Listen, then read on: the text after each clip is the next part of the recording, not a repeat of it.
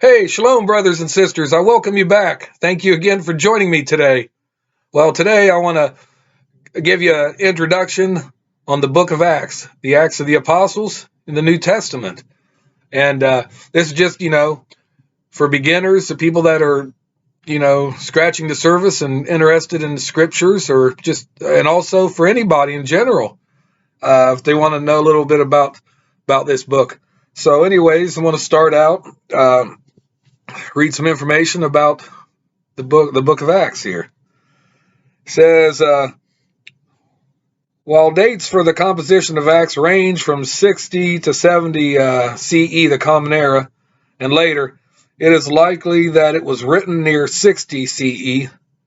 This date is based on the fact that Acts does not mention any additional detail of Paul's imprisonment in Rome, which likely occurred between 61 and 63 CE. While the book does not mention any specific author, evidence as well as tradition ascribes authorship to Luke, who was a close companion to the Apostle Paul. You can see that in 2 Timothy chapter 4, verse 11. Both Luke and Acts open by addressing Theophilus, and in Acts refers to his former treatise, meaning the book of Luke, because originally both volumes circulated together as two parts of one complete writing. Many scholars believe that Luke was a Gentile and well educated in Greek culture. Also, Colossians chapter 4, verse 14 records that he was a physician, someone who heals. So he's like a doctor. Background here is during the time of Acts, Judea was under Roman rule. Herod Agrippa, also called Agrippa I, ruled Judea, Galilee, Bithynia, and Perea from 41 to 44 CE. He was the grandson of Herod the Great and son of Aristobulus IV. After his death, his son Herod Agrippa II ruled from 48 to 93 CE.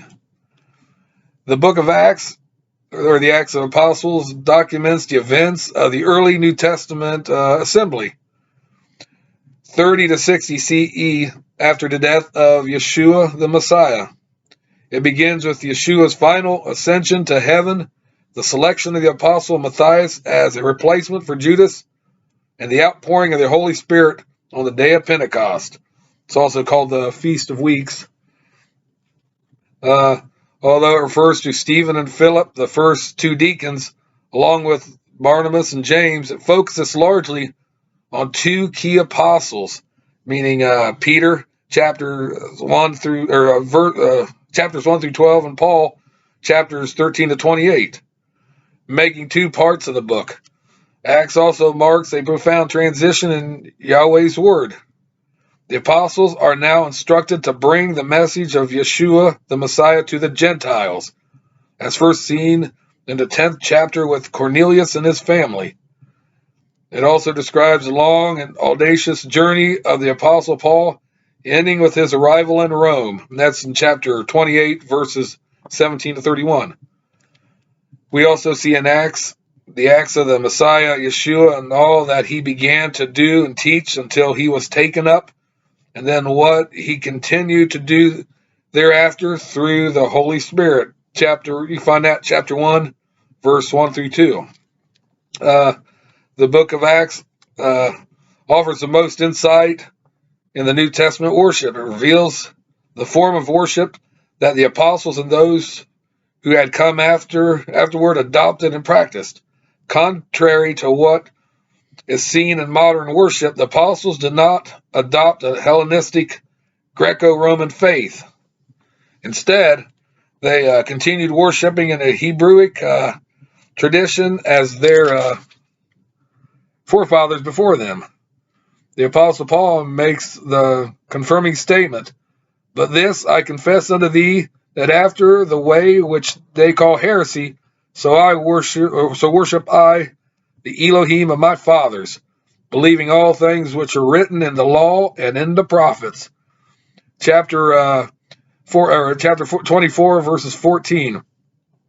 In addition to Paul's endorsing the continued validity of Old Testament, there are many occasions in which the apostles persisted in keeping the weekly seventh-day Sabbath, which is a Saturday.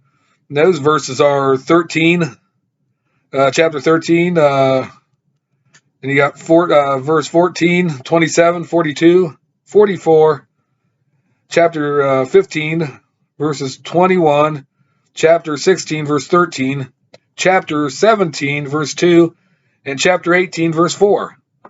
And the annual observances include Passover, chapter 12, verse 4, Feast of Unleavened Bread, chapter 20, verse 6, Pentecost, chapter 2, 1 through 4, and chapter 20, 16, and Atonement, 27, verse 9.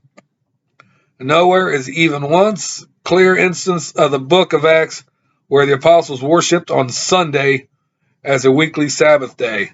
Never, not one. And you won't find it.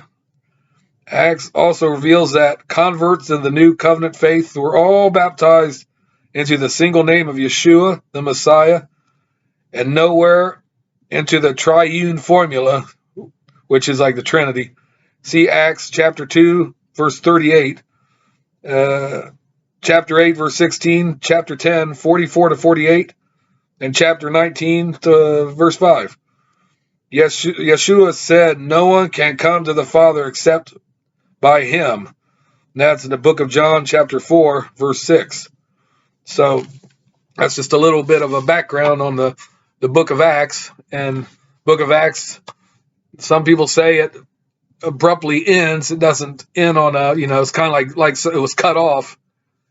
But other scholars, other people I've heard say, well, the book of Acts is actually still being written, not on paper and with ink, but right now through the history of the assembly. So anyways, I just wanted to share that with you. And as always, I thank you again for joining me. And please give me a big thumbs up, hit that notification bell, and also subscribe. I'd really, really appreciate that. And also, feel free to watch my other videos. They're right there. Check them out for yourself. Until we meet again, brothers and sisters, peace out and shalom.